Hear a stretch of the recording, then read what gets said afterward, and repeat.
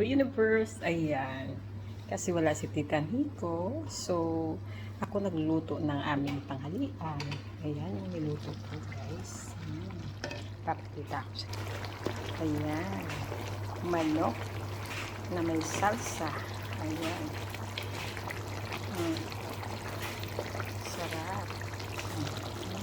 Yummy.